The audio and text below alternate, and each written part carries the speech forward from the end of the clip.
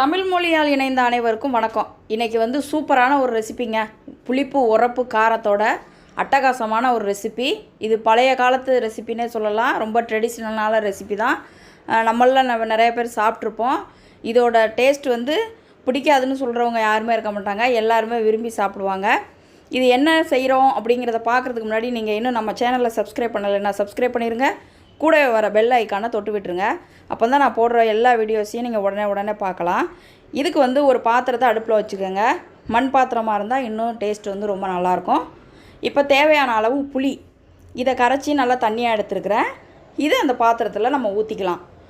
இதுக்கு வந்து நம்ம ஆயிலெலாம் சேர்க்க போகிறதில்ல. இதை நம்ம அப்படியே அவிச்சு தான் எடுக்க போகிறோம். மீன் அவியல் இதோட பேர் புளி மீன் அவியல்.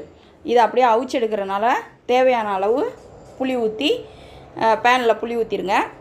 இதுக்கப்புறம் சீரகம் வந்து ஒரு அரை டீஸ்பூன் சீரகத்தை இது கூட நம்ம சேர்த்துக்கலாம். இப்போ சீரகம் போட்டாச்சு. சீரகம் போட்டதுக்கப்புறம் பச்சை மிளகாய் வந்து தான் காரம். இதுக்கு நம்ம வேறு மிளகாய் தூள்லாம் சேர்க்க போகிறதில்ல. அதனால் உங்களுக்கு காரம் எவ்வளோ தேவையோ அதுக்கு தகுந்த மாதிரி பச்சை மிளகாய் கட் பண்ணிக்கோங்க. இந்த புளிப்பு இந்த உரப்பும் சேர்ந்து டேஸ்ட் வந்து ரொம்ப நல்லாயிருக்கும்.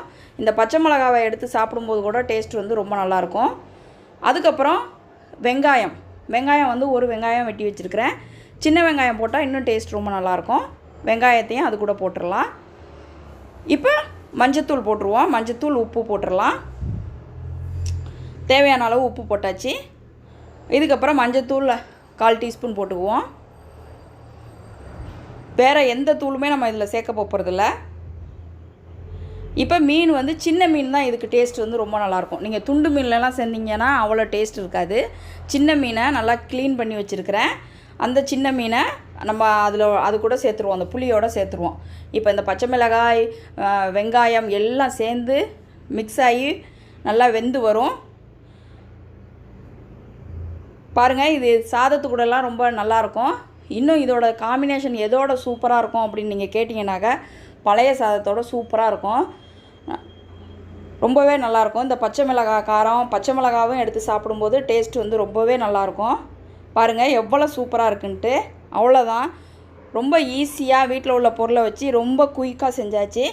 இதோட டேஸ்ட் வந்து செம்மையாக இருக்கும். கண்டிப்பாக ட்ரை பண்ணுங்கள். நம்ம சேனலை சப்ஸ்கிரைப் பண்ணுங்கள். உங்கள் ஃப்ரெண்ட்ஸோடு ஷேர் பண்ணுங்கள்.